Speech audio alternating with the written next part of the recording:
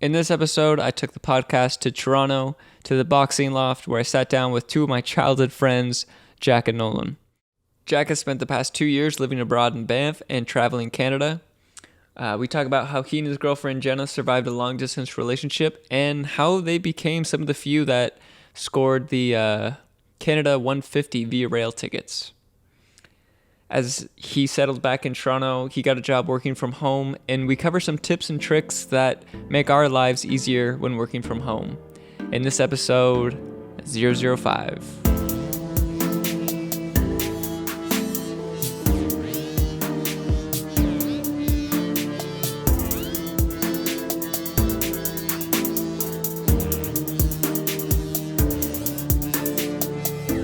First episode in the boxing loft. Yeah. Boxing loft. Boxing loft. Yeah, man. I personally box here, and it's really good. I know a guy. Oh, yeah? If you need a guy. Is he a personal trainer? Yeah, he's a little aggressive sometimes, but I think that's only because I know him. It's also because we're boxing. Yeah, which is it is hard. in nature aggressive. True. Facts. All right, what do we got here? So those are gonna be loud as fuck. Yeah, I really am excited just for the to open it near the mic. Cause and effect. Yeah. Do we leave it for now or do we leave it for later? I feel like now's a bit if we're gonna drink. All right, should we just do it all on? Yeah, ready. 3, 2, 1. Ooh, that is a crispy Crispy sound. boy. Yeah, take a sip really close to it too. Does that taste as good for everyone at home as it does for us? Mine's 7%, so if I say some dumb shit, we can blame it on... Unofficially sponsored by Cause and Effect. Yeah, Definitely. It's Nickelbrook. We're sponsored by a specific beer, not the brewery. No, No, this has to be... Price cut. All right, so we got kind of a special episode. Definitely. Got 3 people, got a host, and we got a guest.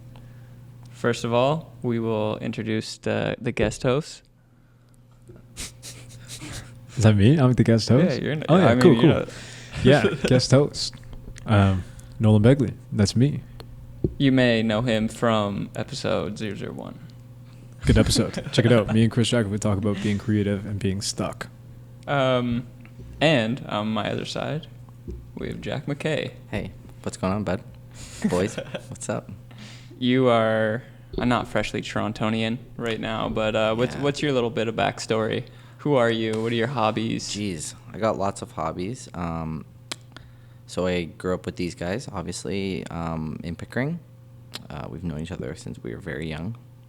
I graduated high school and went to Humber College for comedy writing and performance, which was really cool. 2-year program at Humber College that they offer. And after that, I wasn't really sure what I wanted to do. It was kind of a hard spot to be in, you know what I mean? You don't really come out of a comedy program with a job. Fun fact.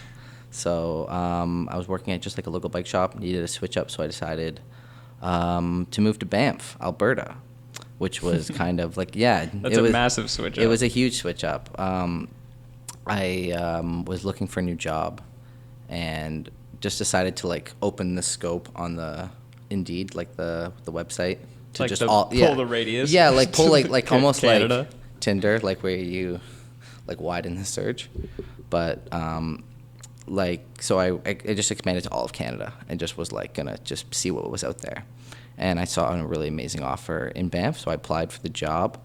It was for like a skiing snowboarding company out there. And I decided I'm just going to apply for it and just see what happens. And then they got back to me really quick. So I moved out there for a bit.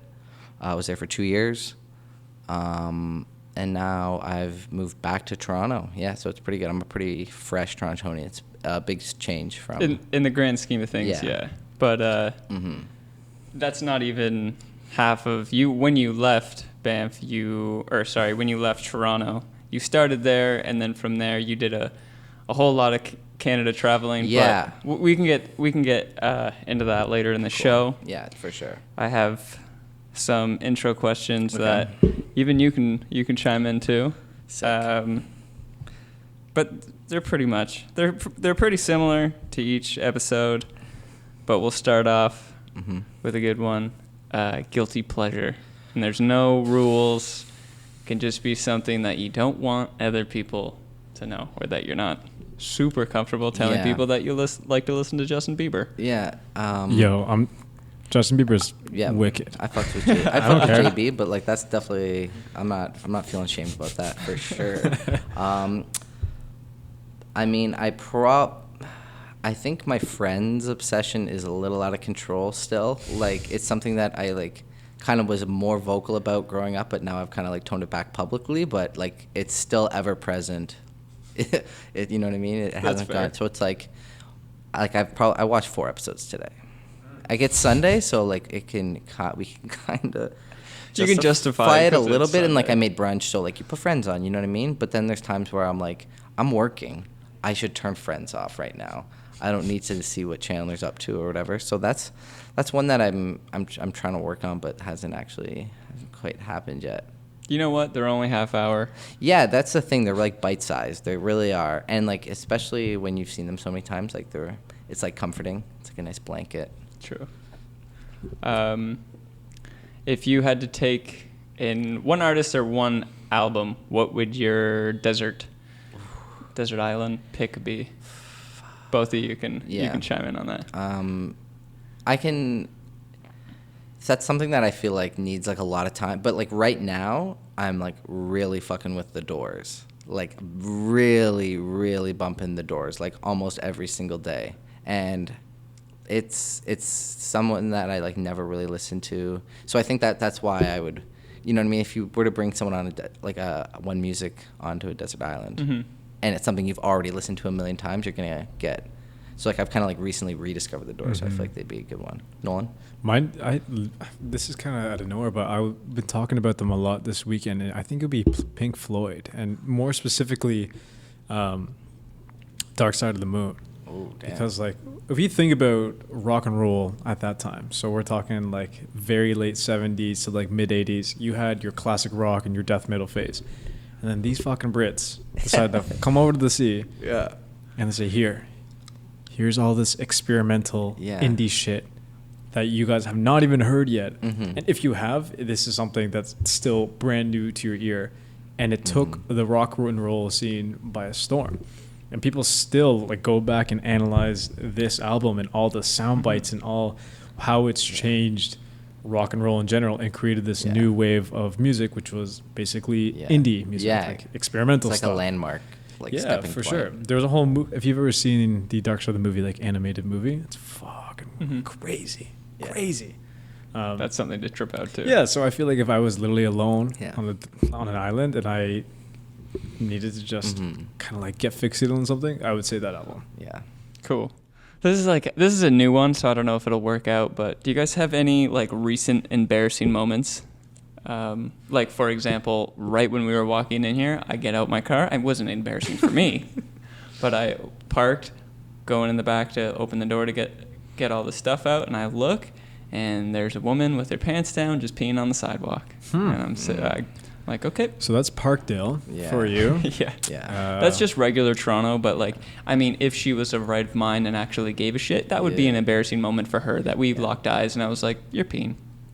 Yeah, I feel like if she was a guest on this podcast, though, that wouldn't even be her story. Like that's nothing for her. That's daily. So it's like I had to pee on the way home. Yeah, she's like, I had to get groceries, and I didn't have time to stop home. But yeah, is there anything that has happened maybe recently or just like overall that was just like, that wasn't a good time?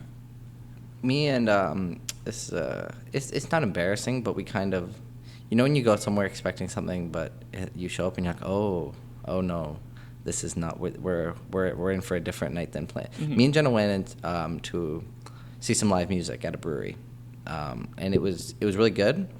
But I knew kind of right away that it wasn't. I thought it was a little bit more like I don't want to say popular, but a little bit more like not underground. So like basically when we showed up and we said we're here to see the music, they're like, oh, so which of the 2 artists do you know?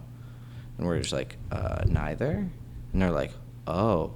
So like the whole crowd was literally like the friends and family of like just like people's like first show. This one guy was like, I've never played the banjo in public before, so this could. So it was kind of cool to like see like definitely like a couple artists like first or second show for sure, but it was like there was so like and the crowd was really into it because it was all their friends and family, so they're like hooping and hollering. But me and Jenna definitely felt like super out of place. That's a cool perspective, because like if it was your friends, you'd want them to be like succeed if it was the first time, but you just, and I who feel cares? like afterwards, like they went to the performers like, yo, there were some people here who like didn't even know you. Like you had some fans, some straight up fans here tonight, and like 2 out of 3 of the artists were really good, but the third one like was kind of like, it was like this experimental group, and it like, me and Jenna were kind of looking at ourselves like, whoa, what's going on here? Like, should we get the bill? Yeah, or? yeah. But I mean, it was still a good time. Yeah. That's cool. Mine's kind of like performance related too. So once in a while I perform at this thing called Theater Pub, and it's basically just a bunch of musical theater dorks and nerds that like to perform in front of people and they usually have like gigs going on too. From like before they get on stage, they do a little introduction, like, for example, like my name's Alex, I'm in this production and I have auditioned for this one, and I previously was in this and that. But every time that I perform, I'm like, hey, I'm Nolan, and I don't really sing anymore, and I don't act, and I have nothing going in this field at all. Yeah. Just thanks for having me. Yeah. But the last time I went, my friend Paige had asked me last minute, like, hey, do you want to perform at this at the cabaret this month with me? I was like, yeah, for sure, let's do it. I get there, and I would say 90% of the crowd was women, and I was like, part of me was like, oh, this is cool. But then the other side, I was like, wait, last time the usually times I go, it's usually like half men, half women. Like, well, what's going on here? So the guy gets up there, introduces, says, thank you for coming up for this night around, and this month we are celebrating women. This is the Femme Fatale Cabaret. And I'm now sitting down like, oh no, I'm the only guy. I am crashing this party. Yeah. Oh shit! Like I'm a jerk. Signed you up for I was the like, ladies' I night. just got fucking punked. Like I am the only guy here, and now every woman in here either thinks it's hilarious or they hate my guts. And so I get on stage to do my song with them, and the first thing I say, address it. Oh, I did. So I was like, I am so sorry for crashing your party. And there's actually a video of me singing it, and there's these 3 girls right in the front, and they just look at me like, Yeah. I can't believe. I just see them whispering to the friends like, I can't believe he's even performing here. I'm just like, so it's just a video of me just sitting there, be like, sorry for crashing your. I'm just gonna sing now. Okay. Yeah. Did you leave after that? Oh yeah, we did our first set. I stayed for a couple songs, and I can just Did your friend know that it was a ladies only show? Oh yeah, of course she did. Why didn't she? Just didn't tell me. Just Paige decided to just be like, yeah, it's fine, and it was fine. mean, Everyone was like very well receptive to it, but like definitely, if you're the only guy in any kind of group and it's mainly girls, already feels weird. But if it's like an event celebrating feminism and women's strength, and I'm now part of this, like, I pissed off a lot of girls were pissed off that night. Dude. So I got out there real quick. That is we're hanging by the bar solid after. one. We're hanging by the bar after. No. Like, I gotta go. Actually, Catch you guys. man, that's so nuts. What like where is that they do that? That's at the Amsterdam Bicycle Club, attached to like the old spaghetti factory on Esplanade. Pretty cool. Check it out every second Thursdays of the month. Right on. You just moved across the city, Jack. Yeah. And Welcome to West End, boy. Yeah. West End. It's totally different. It Where really is. were you? What was your area called before? So technically, like I was on the border between Leslieville and the beaches. So I was at like. Oh, okay. So I lived above an ice cream shop in the beaches, which was amazing. What was that called? It's called Brett's Ice Cream. Shout out to Brett's Ice Cream. Brett was my landlord. She was awesome. Shout out to Brett's Ice Cream. It's a little.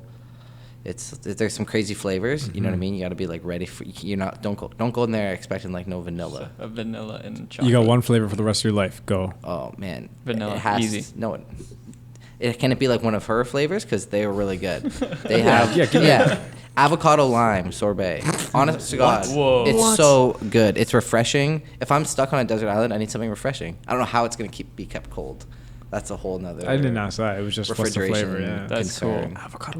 Avocado lime. It's like not a strong taste, but it's if you know what I mean. I kind of like those two. Yeah, it sounds. It's stuff like that where it's like guacamole. It's just really like good. add some Ice onion cream. and like that's. Yeah. I see, but I don't like it when you say it like that. Yeah. Because Yeah. like guacamole No. ice It's me cream. again. It's ruining not, everything. Don't good. listen to him. It's not like guacamole. What was the wildest flavor that you ever saw at Brett's? Oh man, I would say wild in terms of like this is wild. No one's thought of this, but it was apple pie ice cream. So what it was is you have apple Ooh, pie. I did have that at Brett's. And it's like you always have apple pie with like a nice vanilla ice cream. Yeah. So what they did was like they actually like merged it perfectly together. So there's like cut up pieces of apple pie in like a kind of like a vanilla maple kind of ice cream. And Cinnamon. it was like the perfect, when you like have apple pie and ice cream and you make the perfect bite, like you get some ice cream and you get some pie and you like make that, it's like that all the time. That's In a so waffle awesome. cone, look it up. Dude, mind blown. Yeah. Right So I there. mean, it's not that crazy of like it's not like ketchup in like Fruit Loops. Like I don't know if that's what you were hoping for. Something just like completely off the rails, but it's like wild that no one's done it yet. That's a pretty good spot to live in. Yeah. I'm I feel comfortable like living there. on top anything that's like on top of something is always like pretty cool. So you guys kind of lucked out there, but you moved Yeah. literally from Yeah. the East End The like, all the way from all the the East way End. from the east to like through the city to the west end. So yeah, we were at like Queen and Kingston Road, so like between Coxwell and Woodbine, and then we moved now to like Lansdowne, DuPont area. So it's a big switch up. I definitely feel like we're in the city a little more. Like we have a little more like amenities kind of close to us. We can walk to a Walmart. There's lots of other like kind of like grocery stores much closer. New neighborhood, right? It's a new neighborhood. It's a different. Yeah, I definitely feel like we're in the beaches. Kind of like is its own area, which is Yeah. really nice. Like I would have liked to stay. Like part of me wanted to stay in the beaches. We definitely looked for places in the beaches, but Like- I'm happy in the West End so far. You also got this guy to hang out with now. Yeah, I live really close to Nolan, which Hey. is really awesome. Like literally a couple Yeah. blocks, right? Nolan's girlfriend was literally like to call Nolan. Nolan's like, yeah, I'm with Jack, and she's like, is he okay? Like, does he need is he lonely? Like, why are you with him every day? And I was like, 'Cause yo, he we live lives- close. I was like, me and Nolan grew up like across the street from we're used to having each other close. Whoa. When we're close, like it's just like we just check up on each other every day. Dude, it's full circle Full- now. Oh yeah. full circle, It's son. so crazy. That's actually Yeah. nuts. I feel like we haven't even really addressed that yet on this podcast. Like the three of us have been best friends on and off from like It wasn't- 7 that's not I was on gonna and say off. on and off. No, like, I meant what did like do? I mean like we didn't start at the same times, but like Spencer and I have been friends since we were 7. You and I were friends after Yeah. a little history of beef when we were young kids fighting over friends. There's some Ute beef, but Well, we became friends when we were moved like past 10, it. and then we've just sort of stayed together throughout our teen years in high Mhm. school, and now as adults. pretend adults, Pretend we are Pretend adults. we're still doing this, still Yeah. friends. Mhm. Yeah. So Right. what's your fresh thoughts? It's still fresh of this new neighborhood. It's been like 3 weeks of this neighborhood. I mean I would say up and coming, but I mean that's kind of what I wanted. Like I didn't want to. We looked living like closer to like the downtown area, but I just felt like I don't know. It was too wild and too crazy and just too hectic. For me, like working from home, it's not the biggest issue, but I mean, I really wanted to cut down on Jen. Jen had to have a far commute to work Mhm. every day, so we cut that back a little bit, and she's able to take the subway now, so it's a bit faster. Yeah, subway is definitely Yeah, key. so I Or at mean, least like feel faster. it just Yeah. it feels faster, right? Like when you're sitting on the streetcar and you have like you have like for her, I think she said one time it was like 41 stops on the streetcar. I don't think I've ever even counted. Right, So the so fact it's that like she, it's like sitting when you get on that and you're like staring down the barrel of 41 stops or something. 38, 37. Yeah, the subway feels a bit faster, but I mean, the overall vibe we really like. I mean, we have it's a big switch up. We had no neighbors at our other place. Like it was just above the ice cream shop, True. and that was it. Now we're in like a condo with like dogs barking and we can hear people, and it's just kind of like a different feel. But I mean, it's nice now we have our own place. We were living with our buddy Justin. Shout out to Justin. Go Leafs go. But yeah, it's like nice to take that step with Jenna to get our own place, and it feels like ours. Yeah. You know what I mean? So it's like we're stoked on it. Yeah, it's a massive step to it's huge. like kind of claim a space. Yeah, and it's like I'm not saying we're gonna like be living in this place for like 10 years or anything crazy like that, but it's if for now it feels like our spot and our home. Mhm. So we've only been there 3 weeks, so it's good.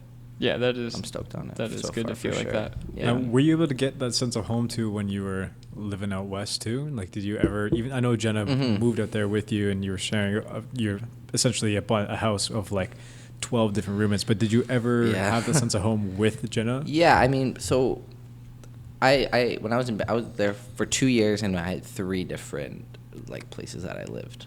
When Jenna was that came and stayed with me for the summer, we had our own place for the 4 months, and that place actually did feel like home. It really did. We were in like a beautiful house, like this amazing, gorgeous house. We had a big bedroom and like private to us, because a lot of bedrooms in Banff are shared. You have to like in my second house, I shared a bedroom with a friend. Like it's really that tight for accommodation. But so that time, I would say in Banff with Jenna, we kind of, that place really felt like home. We were really close with our roommates too, and that place we shared a full house with 4 couples, so I think there was 8 of us. But the second place, that when Jenna went back to school, and I couldn't afford that place because like that room on my own anymore, because she was no longer there. So when I moved into another house, a bungalow with 15 other people, which is gnarly. It was really gnarly. That's a bungalow with 15. Bungalow with 15 people, if you can just take that in. And like there's always like 2 or 3 people are like, oh, my buddy's visiting from Australia, 15 people. so he's sleeping on the couch, and he brought his friends. He's sleeping on the floor. I was that friend. Yeah, Nolan also came into that. But I mean, it was that place still also kind of felt like home. You know what I mean? I feel like at least for me, like I get pretty comfortable pretty quick. A place can start to feel like home pretty fast, as long as I feel like You're like people. A nomad then. Yeah, a little bit like a wandering gypsy. Not really though. I heard somebody talking about like should I move to, or should I go visit New York or go visit Toronto as like a city, and I'm wondering if this kind of applies to Banff too, because their response to that question was, New York, if you want to go see a city, go to New York. But if you want to kind of see like an eclectic side of a city, go to Toronto, because I feel, and I totally agree with this, that Toronto is actually not a city. It's a bunch of really small neighborhoods that have like their own things going on. Absolutely. Mm-hmm. And it's totally like separate from like Chinatown is Chinatown, Little Italy is Little Italy, Parkdale is Parkdale, and like the downtown core is like totally different. So you can like almost cross borders in the city. Is and it kind of? of People are completely different where you live too. Right? Yeah, and totally I feel like, and I don't know, like correct me if you guys feel differently, but I still feel like New York is so big. Like it's almost it's crazy how big it is. So like they probably still agree with that their little areas are very different from the other ones, but because it's so big, you have to just categorize it as one. I still feel like Toronto's kind of small. Like I still feel like I can get around and like walk from multiple neighborhood to neighborhood, like you said, and like experience all the different like areas. Where it's like in New York, like it's like we're doing Manhattan today because it's so big. True. And we're doing that. So maybe those little neighborhoods are like on a massive scale. Yeah, it's like just like so many of them that you can't look at it like on all those tiny individual ones because it's so big. Did you get that feeling in Banff? Because that's like kind of a smaller, is it? It's super small. Yeah, like you don't need, like I mean, if you were to, you don't need a car to live in Banff at all. You can walk everywhere. So is it just like one vibe? That's yeah, like 100%. It's like everyone in Banff is on that same wavelength. I mean, there's so many people that I would say stay in Banff for less than 2 years. Like myself, that's what I did. But it's such a transient town, like that you're kind of, it is a real like melting pot. Like you're getting people from like South America, Europe, Asia, all over. People are coming and they're all there to just kind of have fun and experience the mountains. And most people are there to ski or snowboard. So I feel like that has a vibe, but then there is on like a smaller scale, like the actual true residents of Banff who like live there year round. Cause there's like, I mean, like Banff gets 4 million people a year, tourists. So you have to think about like accommodation and like infrastructure and all that kind of stuff to be able to handle that volume. And like 3 million are coming in the summer, like after April, before October. Wow. So it's like a lot of car traffic. So like the whole community is on that same wavelength because everyone is just everyone is working in that industry because there's so many people. That's all the jobs are in the tourism industry. And that's why like I'm still working in the tourism industry even after I've left. How long were you there for? I was there just under 2 years, like 20 months. 20 months. 20 months, yeah. It felt like a lifetime, but now that I'm back, it felt so short. It's such a crazy... I can't believe I visited you twice. No one visited me twice. Spencer, Zero times a game. Big flop there. Big flop. Yeah, but... What was your experience out there, Nolan? Yeah. Oh, totally different both times I went to visit him, too. Mm. First time I visited him was with my pops. And we were going there for 12 days, but we knew we weren't just staying in Banff. We were going to do Banff, Jasper, do a little bit in the city of Calgary, but mainly knew we were going to be in the national parks.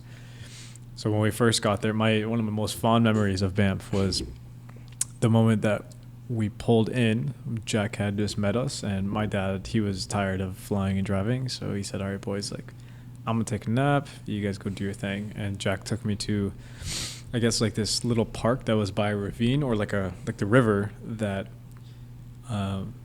just traveled across the city. And Bow River, to cover the town. And we were playing Frisbee. And the three of us, obviously, we've played Frisbee a lot. That's just like our random drunk or sober thing that we do. But the difference was that I hadn't seen Jack in, I don't know, 6 months. I go there.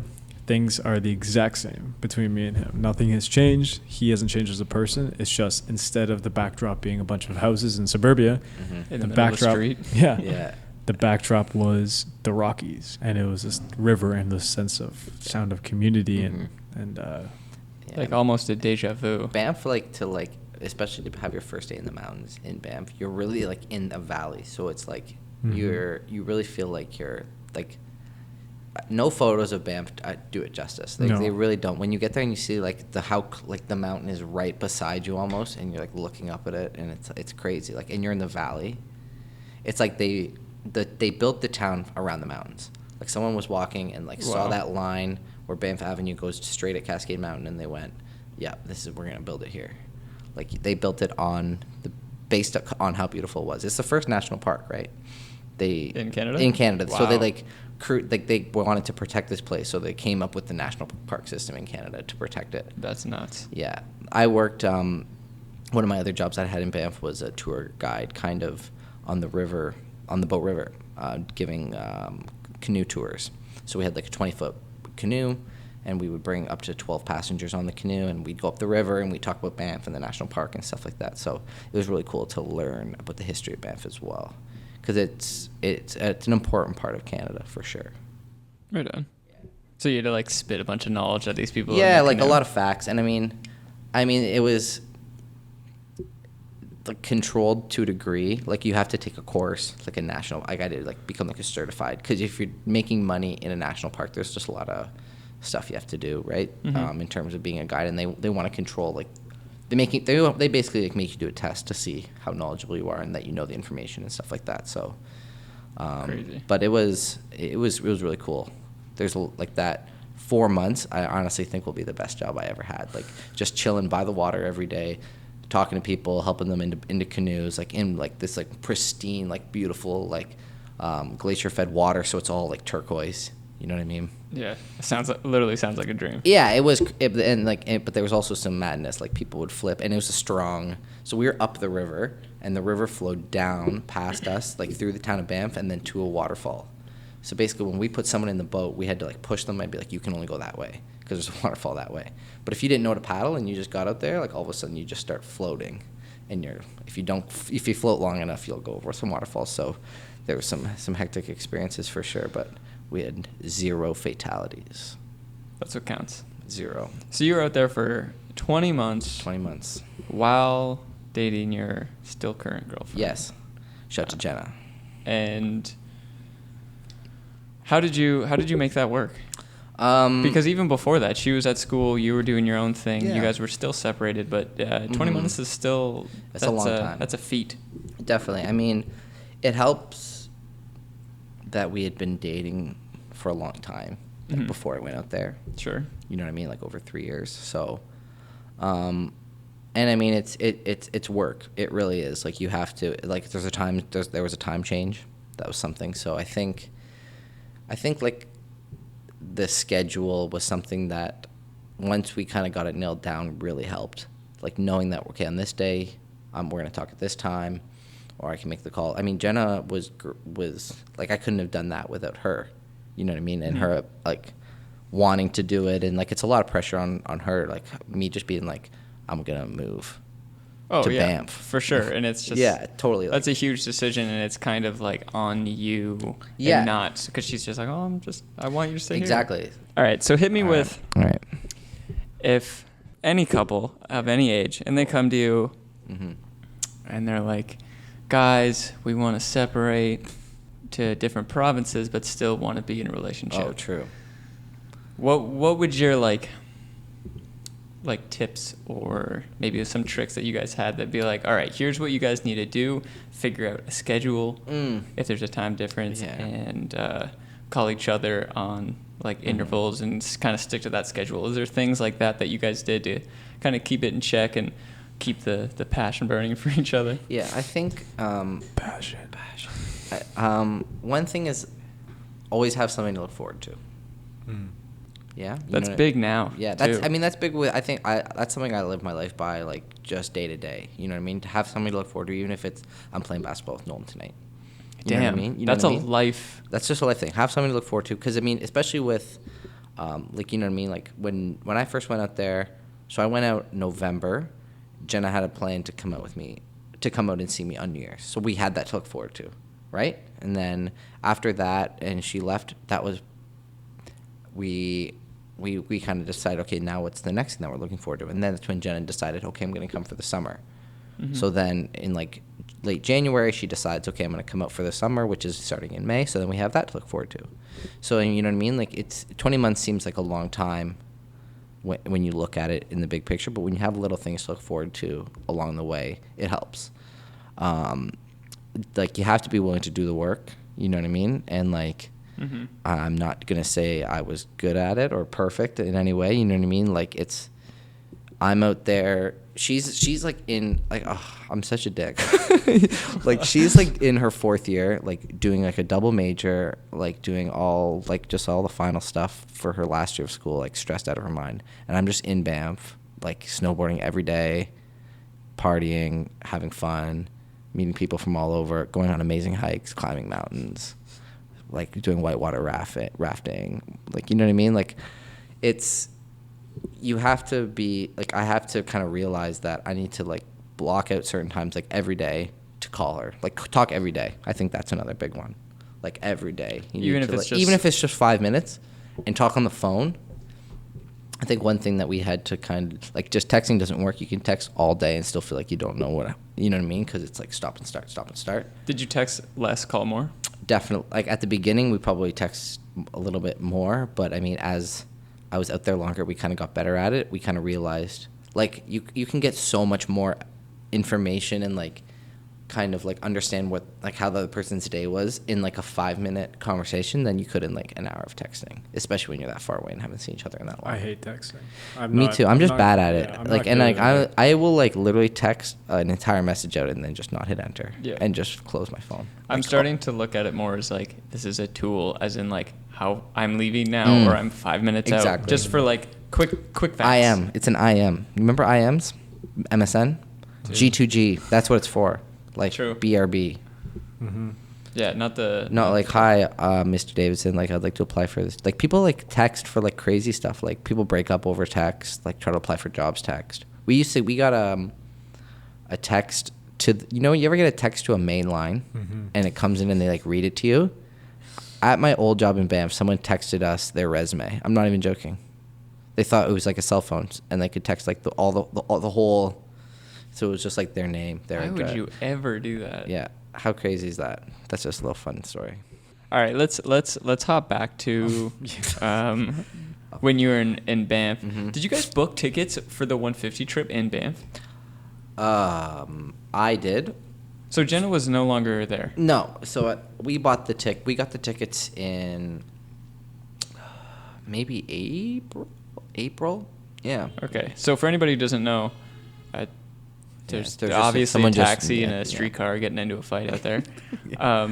So for anybody who doesn't know, 150, Canada's 150th year. Was they last had year, a yeah. wholesale for Via. Yeah, so basically what it was so Via Rail, which is like the rail that goes across Canada, they since it was Canada's 150th birthday, they released like the 150 ticket.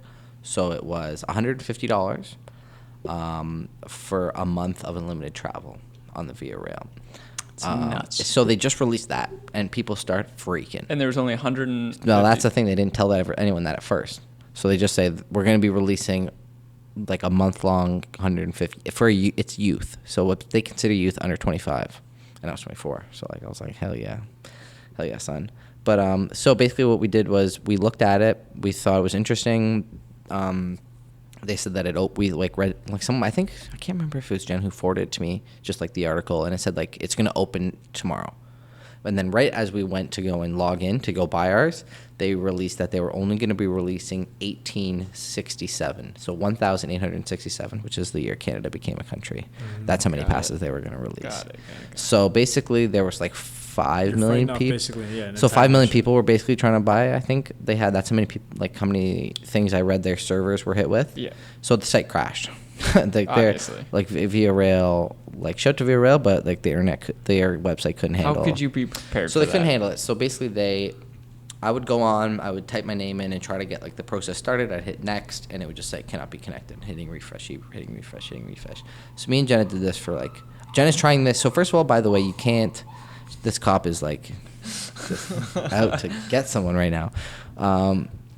You can't buy two, so it's not like I could buy two for me and Jenna. So You can only buy one. I can only buy. So I had to get it, and Jenna had to get it. Oh man.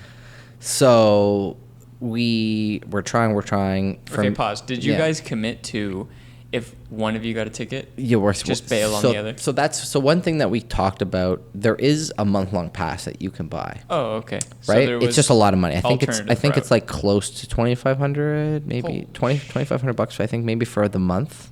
Oh my god. Wow. So it's pretty expensive. So but I you're mean, really banking on both of you. so what we were like, if one of us gets it for free, like we'll split the cost. You know what I mean? And we get it for half price. But I mean, it was not confirmed. Like it would be like, I was like, if you get it and I don't, like, I don't know if I'll be able to afford this. Like, I still want you to take advantage of this trip. It's a gamble. Right. So I'm in Banff, Jenna's in Ontario. So it's like 11:30 for me. So like maybe it's 1:30 for Jenna. And then she texts me and goes, the site's working. It's working all of a sudden. I guess everyone's just logged off for the night. But it's like I'm on phase 2, and it's like phase 2 of 9. So I'm like, oh. So I start going too, and I'm like, it's working for me too. We're going. I honestly get to 7 of 9, and then it resets. And it goes, I get like the error message again. And Jenna's like, and then I get text from Jenna saying, I'm on the last step. So I go in there and I'm typing, I'm like sweating, I'm like trying to get it. And then I get to the last step, I hit submit, and the moment I hit submit, I get the error message. Oh my gosh. So I don't know. So I'm like, I got to the last step, I hit submit. She goes, me too. And then it crashed. I was like, okay. 2 minutes later, she calls me. She goes, I just got mine in the email. I got it. I got one. And I was just like, holy shit. And then so you both got the... No, so she gets an email saying, I got mine. And I'm on the phone with her like, oh, fuck, that's sick. Like, I don't know about mine. And my iPad is sitting like on the table beside me. And like, we're both talking, and I just hear, blink. And I look over, and I have an email from Via Rail, and I swipe it open. I'm just like, let's do this. Wow. Cross-country trip. So you both got the error message on submit. So yeah, we both got error message on submit. I don't know how. So what ended up happening was they released in like an article after that. They actually ended up having to sell almost 5,000 of them because so many people were there at the same moment that they couldn't. They couldn't be like you were both here together. So they had to like honor a certain amount of them. So they ended up selling like, I think it was like 4,500 or something like that. That's still like not many. I was super shocked. I did not think we were going to get it. But so basically, yeah, what it is, it's not like one ticket. Like a lot of people thought it was like I won a cross country trip, but it was not the case. So what it is, you basically buy like a code that you then go on their website, and when you enter that code, any ticket that you want to buy in July comes out to $0. So I was just So buying cool. tickets, bro, Yeah. just like a madman. So we started. So basically, what the plan was is Jenna was finishing school. She would fly the last week of June to Vancouver, and I took the Greyhound from Banff to Vancouver. We met there. We spent about a week staying with friends that we actually lived with in that other apartment in Banff when we had our own place.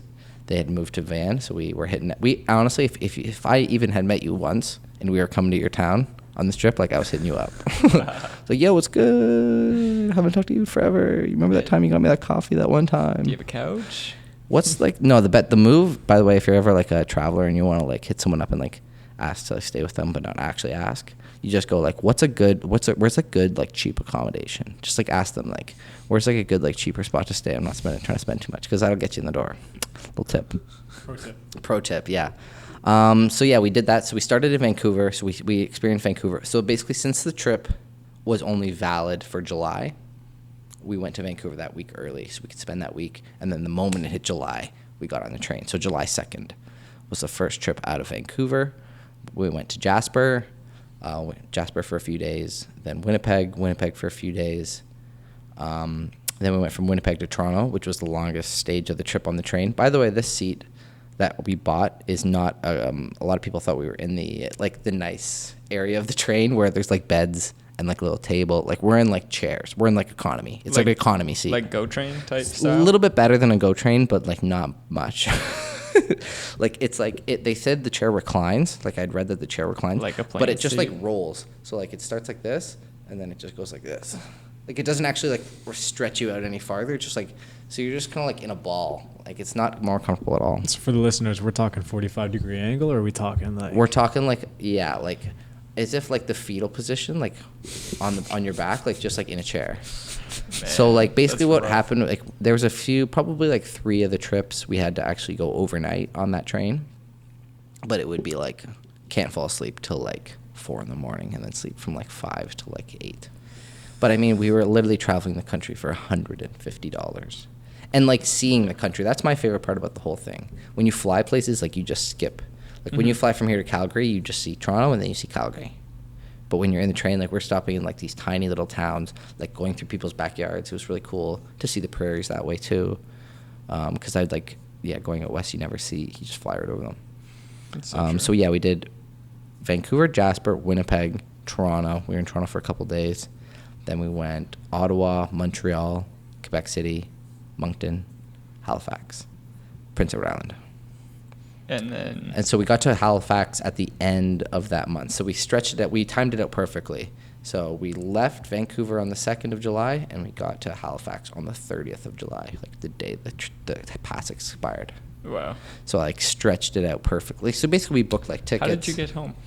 So we were in Halifax.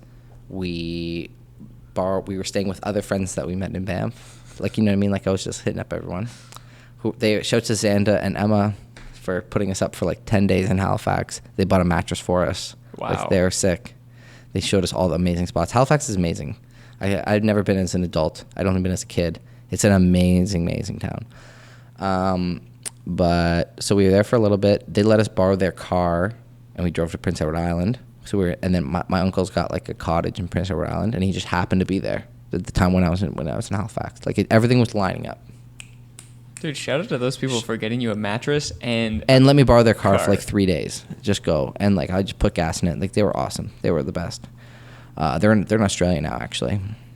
Australia. Yeah, Australia. Fuck yeah. But so after we went to Prince Edward Island and we drove back to Halifax, we actually bought a plane ticket. So we flew from Halifax to Boston, and we met up with Jenna's sister and Jenna's sister's boyfriend who lives in Boston. He's from Boston. So we flew there and we stayed with his family for a couple days. Went to a Red Sox game, walked around Boston, checked it out, pretty cool. And Katie, Jenna's sister, had driven from Toronto to Boston. So we got to drive back to Toronto with her when she was leaving. So all in all, I left Banff on June 24th, and I got home after it all on, I think it was August 16th. Wow. Dang. And then right from there into Toronto. and then back to Pickering for about a month, and then I moved to the beaches in October. All right, Hectic. Top province. What are we thinking here? Or most memorable place? Maybe Most memorable place. I would have to say either like Vancouver or Halifax, but I think total opposites. Total opposites, but the reason why that they were my favorite is because that's where we stayed with friends who we stayed with friends and we were there over a week, so we were able to experience more. Mm-hmm. All the other cities, like when we were in Winnipeg, I was in Winnipeg for like 3 days, and I didn't know anyone. I didn't know where to go. Every place I was like, this is like, you know what I mean? You don't. Mm-hmm. The best places to visit are actually somewhere where you know someone who can like show you the spots, True. Like the cool spots. So I mean, if I had like a friend in every single spot that we went to, like I don't know what I could have found this amazing spot, like, you know, in Moncton, you know what I mean? We couldn't have had that trip without the people around us. Like we stayed with lots of, like I stayed with my sister in Ottawa. Like I said, I was hitting up everyone. You were getting hit the fuck up. If I knew you and you were staying somewhere and I met you one time at a party, you were getting hit up. I mean, it's kind of a benefit that you went to Banff and met all these people, and because if you did that straight from Ontario, you guys would just be 100%. Honestly, like more than almost every single person that we stayed with, we met from Banff. Because you're just cool. Like you're all in that mindset, like just young and like wanting to travel and explore. So it's like you're so willing to like offer up your couch or offer up your, and like it was funny, like when we came back to Toronto, like in August. We had maybe like 2 or 3 friends friends from Banff who were just rolling through, and I was like, yeah, man, you can stay at my house. Like, you know what I mean? Like I was like passing that along. Yeah. For when people were coming to visit Toronto, like my buddy Zach came and visited us, and like he stayed with me for like 4 days, and like I did what everyone had done, what I had done for me. Mm-hmm. So I guess if you had to give some top travel tips, it would literally be exhaust all resources. Oh my God. People pack light. Like pack like what you think you need, and then like cut it in half. Somehow. Yeah. It's a good tip for us because we're about to embark on this fucking East Coast trip that we're heading on. Obviously, we have it different because we have a car. Yeah. And that's the thing. Like we had to carry. So like me and Jenna, like on your back. So we had like a backcountry packs. We both bought like 65 liter backcountry packs, and then like a day pack, and like lived out of that for like 7 weeks. You both went on this crazy excursion all the way through Canada, and then at the end of it all landed in Toronto and actually got a job somewhat in the same genre as you were working for. Like the same industry for sure. And this is something that we can all touch on, but you transitioned from having a regular job to working from home. And as a freelancer and someone who spends a lot more than 8 hours behind a computer, I know working from home is tough. And to everybody out there, either thinking that working from home is a walk in the park, or that sometimes a lot, like even before I really wanted to work from home, and then I started and I was like, this is not what I had. It's not all it's cracked up to be, for sure. It's a lot harder than people realize. What were maybe some of your thoughts or some of the things that changed drastically when you first started? Because when I first started, I didn't have a schedule. I didn't think, you know what, I'll just wake up whenever I wake up and start whenever I want to start. I'll be in my PJs or whatever. You think it's kind of going to be like super chill, but I guess I should probably first start by saying like what it is I actually am doing. So it's the company I'm working for right now is called Ski Can. So what they technically are is a ski tour operator. But basically what that means is we create people's like dream ski vacations. So now I'm sending people on these ski vacations that I kind of got to live while I was in Banff. So we custom package trips for like a family or like an individual, but then we also have a groups program that send like groups of 10 or more. And then on top of that, we also have ski escapes where we have like full group trips that are led by like a Ski Can member. So basically 2 years ago, the company has moved to everyone, all the sales agents work from home and work independently. But for me, the biggest transition was kind of taking a little more like onus on like what I'm doing. Like not, when you work at a store, you kind of like wait for your manager to like tell you what to do, or like you Definitely. You know what I mean? Like you kind of like wait that. Like you're not always looking for, like you have to kind of like work for, it's like working for yourself. Like I'm not a freelancer in any way. Like I'm still working for a company. I'm still like have hours that I have to be at the desk answering the phones and working, you know what I mean? But at the end of the day, like I can schedule my day how I want. And it's like not just understanding that you have that freedom, but like using it in the best way possible, because it's super easy to like lose time and like waste time when you're working by yourself. Those are very true words. For me, like a big thing that I do is I like write. I'm a big like I have to write stuff down. So like if I take the time to spend 10 minutes to write down all the things I need to do today, that's just gonna be. It's just like motivation. Just that list sitting there and looking at it and reading it, and like I love crossing stuff off a list. Do you guys love that? Yeah, my workflow is I use sticky notes that I write like and then you put it right through the thing. Yeah, I have like one of those like restaurant spikes. So I put it on my desktop computer. Because how satisfying! So satisfying. It's just nailing that thing because it's done, right? It's like you need to like make it physical.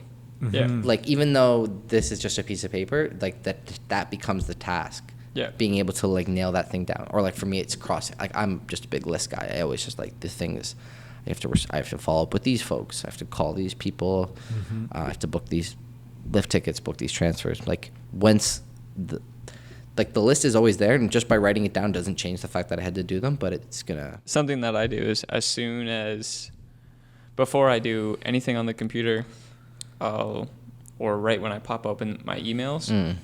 I'll get out, I just have an agenda all the days, and then I'll list out every single task that I need to do throughout the day, even if it's just emailing individuals and doing that sort of stuff. So I don't want to forget anything. Because then when like when the list is done, the list is done. Yeah. I've done it, right? Yeah. And for all those freelancers out there, anyone that's working from home, just know that email part, that's a huge part of your day. That is probably your first like hour to two just to start off with. Like people don't realize like email, the idea of an email seems almost archaic because we have phones or we can like text each other. But in the business world, everything is email based, and you have to dedicate a lot of your time to it because that is your main form of communication. And like even just getting your brain used to the idea like, okay, I got to spend this hour responding to my emails. That's a huge workflow thing that I find is beneficial. Like dedicating your time, delegating it to specific things that you have to do throughout the day is important, but not holding yourself too accountable by like the hour or by the minute. It's just knowing that you need to dedicate certain parts of your workflow to this section. Yeah. Just a couple things right off the top is like that I've written down is literally have a routine, which we have already touched on. Getting dressed is a massive factor. Pants, son. Like jeans. So besides having an actual workspace that you enjoy to be at, how do you guys deal with distractions? Because for me, not well. Having my phone, sometimes I'll flip it over. Yeah, I definitely do that too. But YouTube. YouTube is not actually it used to be a big thing for me when I was younger, but now I dedicate. People are like, oh, this is my Netflix time. I actually spend more time on YouTube, but like at the end of the night or like right before I'm just gonna start work. I like watch it there because I don't like getting stuck. Because if I'm on YouTube, I'm stuck. I'm there minimum 45 minutes. So checking the suggestion bars. You realize that I'm gonna be here. And you're not going to joke yourself like, I'm going to watch this one video. You're like, I'm going to be here for an hour. Yeah. So that's good. No. Be real with yourself. Do you think you consciously try and get out of the house a lot more? Yeah, definitely. I mean, gets me out of the house. I have to get out of the house once I'm done work, even if it's just for like a 10-minute walk or whatever. You know what I mean? Like it. But it's hard when your partner doesn't work from home because she gets home from work, the last thing she wants to do is go out and Yeah. do anything. She wants to just sleep and go to bed and get up and go to work in the I morning. deal with that same thing. And then it's like I'm like a dog. She gets home, I'm like, let's go outside, let's do something. Can we go for a walk, please? Like, give me, pet my head, like, give me attention. And she's just like, can you please? I've had a long day. So it's like definitely like a lifestyle that you and the people you live with have to kind of like deal with. But I still would take it over going to work every day. Like I hated like commuting. It sucks. One like kind of big thing.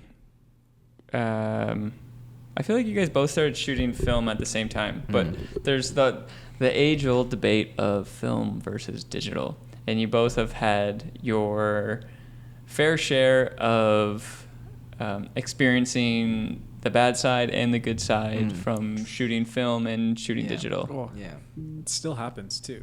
definitely. Like, I don't care how good you are at film and learning, you will always run into complications somewhere down the road.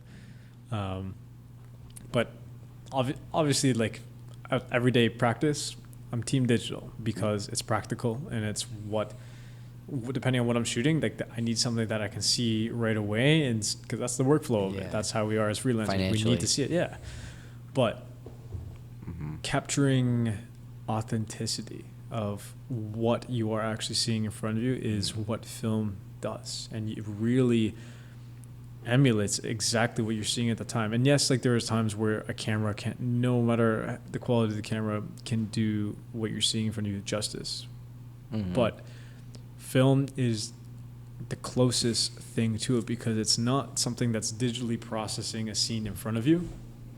All it is just capturing that light, that thing, the most primal form of photography or art, and distill. It's like actually printing what you see. It's on just grabbing film. it. That's it. That's what's so amazing. And you can't take that away from No. film, and the excitement of like taking a photo and not knowing if it turned out properly, and then when it comes back to the from the shop and the photos turned out perfectly, you're like, fuck. But even if there is a small imperfection of the photo, that's part of the film, and that's the cool thing of it too. It's like there's that imperfection is what makes it so dope. Yeah, I feel like for me, it's like play on the, like I remember as a kid, you'd go and you had like even if it wasn't like 35 millimeter film, but you would like take photos on a camera, and then you'd bring the camera to the film to the place, and they develop it, and then you get to see it, and it was exciting. You get to go look at the photos, and you'd open the thing up. And for me, it's kind of like touching back on that, where it's like not every time now, it's like people, they take the photo and the first thing they're doing is looking at it. They're able to see it right away. No, that's not the one. Go take another, which is great, like you say, for work. And I mean, for a lot of people's photography needs, that's what it is. But for me, I'm kind of like the person where I'd rather, if I'm there for 2 hours, I'd rather enjoy it for an hour 55 and just take a couple photos and then forget about it. And then be able to, like, whenever later when I'm developing that film, like re-experience that like memory, and it feels like more real. You know what I mean? And it's just like just the ability of how easily you can mess it up. Yeah. How heartbreaking. I've shot like a whole roll, thinking like every shot I'm like, click, amazing, click, I'm the best photographer, click, I'm gonna win awards, click, I'm gonna be in this thing, and then afterwards you like open it up and you realize you've just taken like 30 photos on top of each other, and the roll never like. Never advanced or whatever. Yeah, and it's just like you've wound it up. You've already wound it up. Yeah.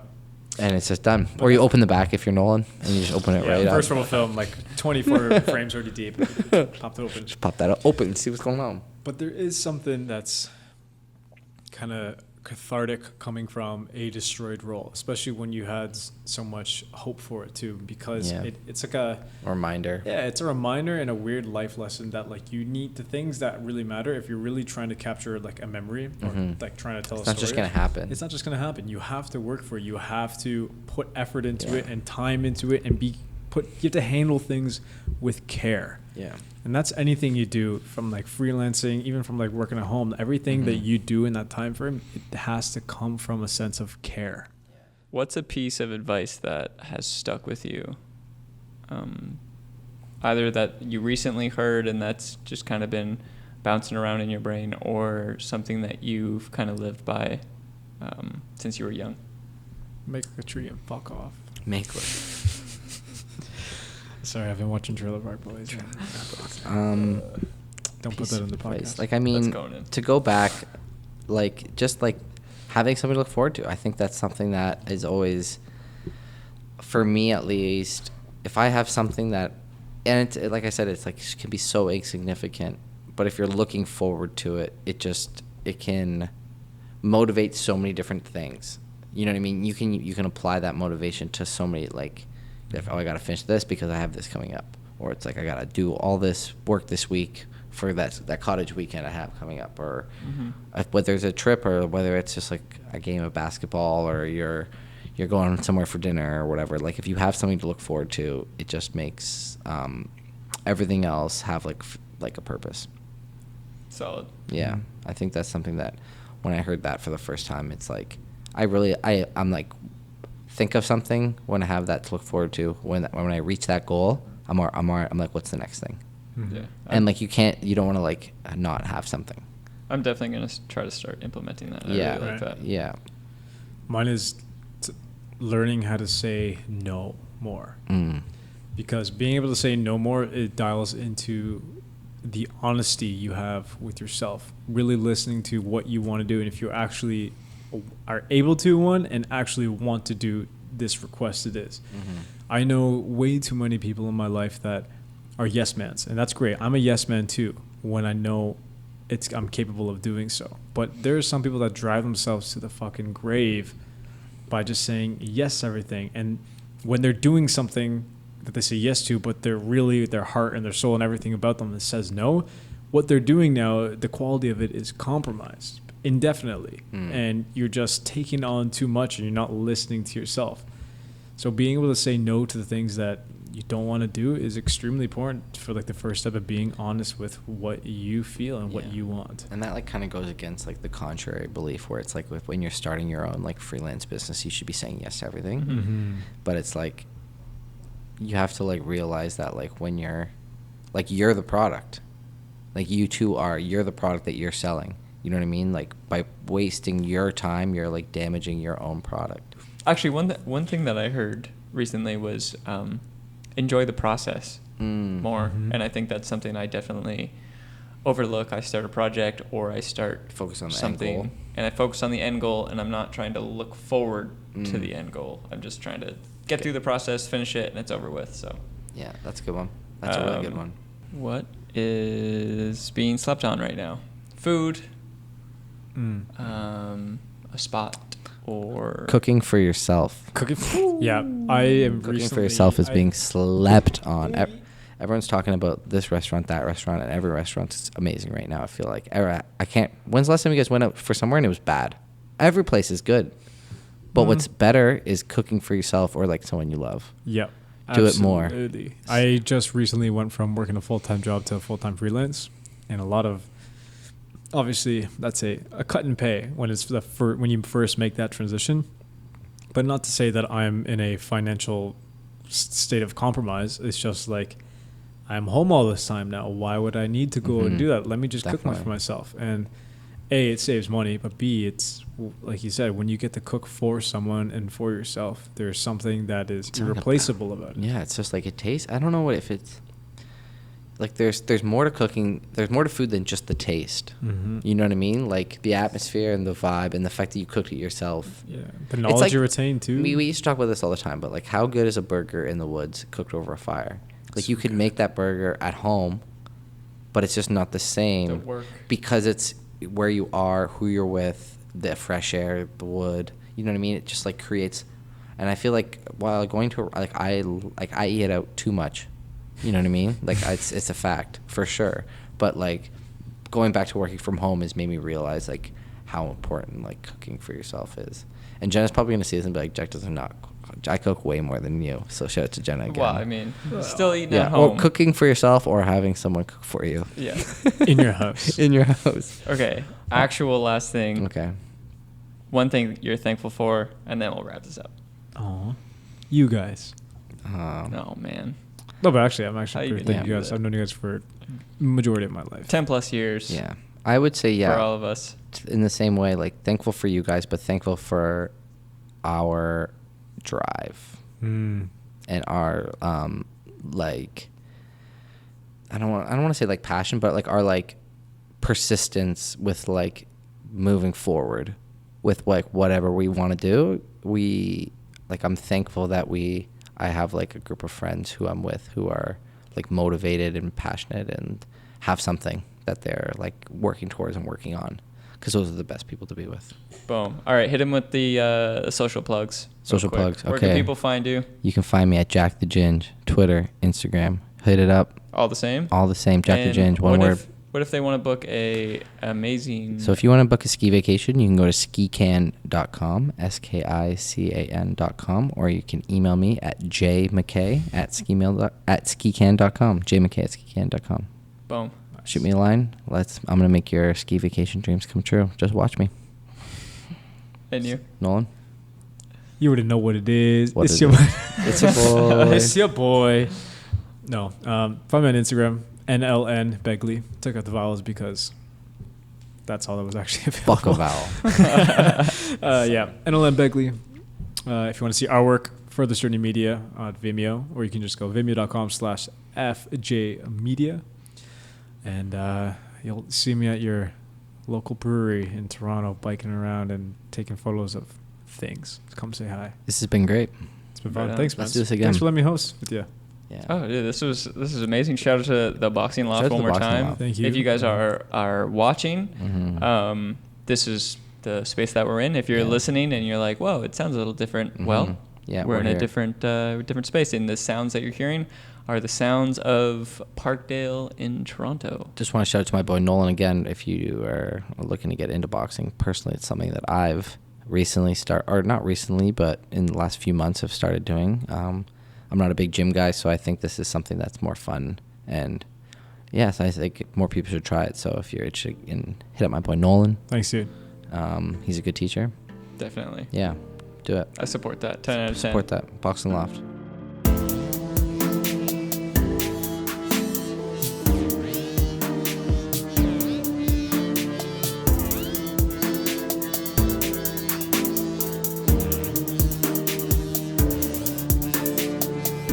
Thanks for listening to this episode. I hope you enjoyed it. I'm still finding my way with these podcasts, and I feel like each one is progressively getting better and better. If you are enjoying the podcast so far, I would appreciate you leaving a review on iTunes. Until next time, all the best, guys. Thanks for listening. Peace out.